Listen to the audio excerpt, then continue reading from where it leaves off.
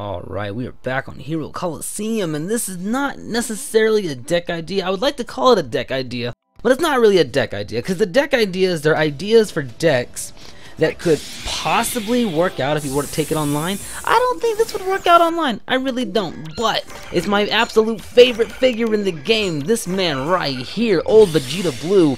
I used to love the idea, I used to love attacking people directly, because you had to make people really think about what they were going to do back in the day. Like back in the day, Season 1 of this game, having UR Piccolo on your team, it was a must, because Vegeta Blue being out there, and plus, what was the maximum level? Was it 50? I think it was 50, I don't remember, but like we had a very low maximum master level, we had very low HP back then, so Vegeta Blue could just go in on your master easily.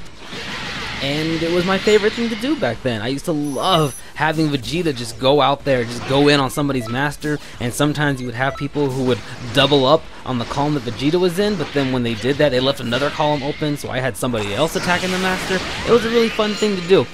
Now, was it broken? It was not. By no means was it broken. I lost matches because I was trying to focus on going after the master, but somebody would put Piccolo out there, and then while Piccolo was protecting the master, they'd be picking my people off.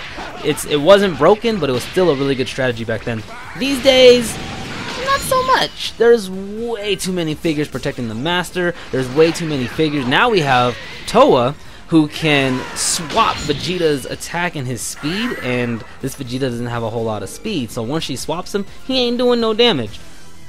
And as you just saw, I don't know if you noticed this, but he just did over 10,000 damage to the master. That's quite a bit considering that solo Vegeta Blue, who you're about to see right now, he usually does between, what is it, 11,500 to just under 12,000, I believe. Vegeta, with an actual team, without the 0-1 skills, just did over 10,000 damage. That's a lot of damage to not be using the 0-1 skills. It's a lot of damage, but it comes with a huge price. So this is something that I've been going back and forth with. I'm trying to figure out the best way to set up this deck, because I would love to use old Vegeta Blue again. I would love to do it. It doesn't seem to be quite possible these days, but I still want to find a way to do it. Look at that damage, that's freaking beautiful. I love this man, I always have, I probably always will. And sure enough, this match went pretty darn quick. So, let's go again. Alright, here we go once again. So, the skills that I have equipped, first of all, the two other figures I have accompanying Vegeta Blue, old Vegeta Blue, let me make sure I constantly bring that up, because we have new Vegeta Blue, we have old Vegeta Blue, all the Vegetas are amazing, all of them, and that's actually the whole point of this video, is to show off the new Super Saiyan 4 Vegeta. Once again, we have another amazing Vegeta figure. Every single Vegeta figure is amazing, including old Super Saiyan 4 Vegeta.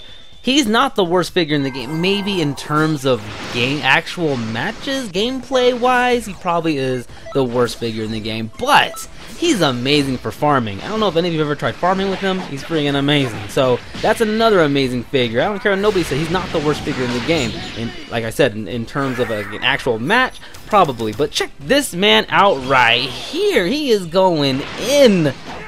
He hits pretty good. This new Super Saiyan 4 Vegeta is amazing. I love this man. So the reason why I have him out here, it's a good thing and a bad thing. It's a good thing because both Goku Blue and new Super Saiyan 4 Vegeta add to the damage that old Vegeta Blue is doing. They're both giving him 10% more damage. So he's doing 20% more damage than what he normally would have done back in the day because these two new figures.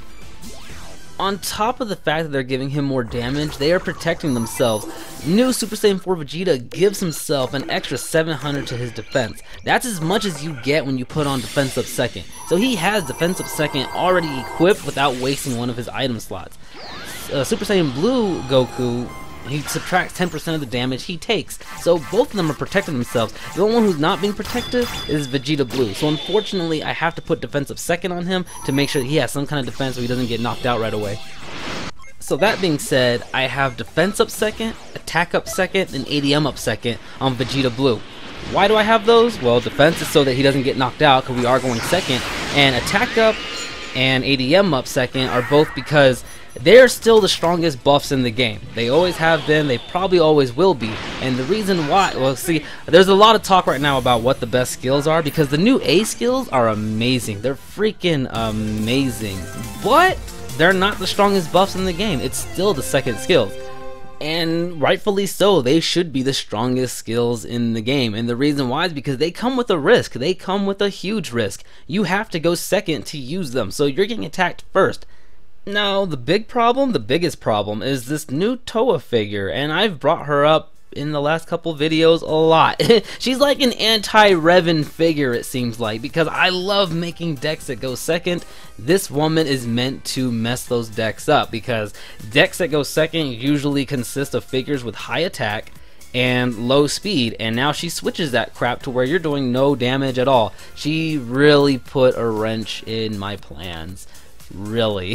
So that's something I'm trying to figure out right now, because when I make my decks, I want my decks to be able to answer to just about everything that somebody could possibly throw at you, whether it's somebody who's protecting their master, somebody who likes to double up in a column and they like to instantly knock out your figure, and now you got this one column to worry about, so when you're trying to worry about this column, your other columns get compromised.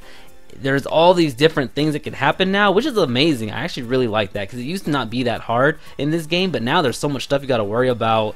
It's crazy how much you have to think when you're making these decks now. Okay, so I'm gonna go ahead and cut the video here, because I like to keep these things short. I do have a lot more to talk about with this deck, like as far as defending it, as far as keeping it from losing to other decks that protect the master or decks that have Toa in them. There's a lot more to talk about with this deck, but we'll talk about that in a future video. For now, please like it if you like it, and you should subscribe if you want more, and join me in the next one. Alright y'all, I'm out.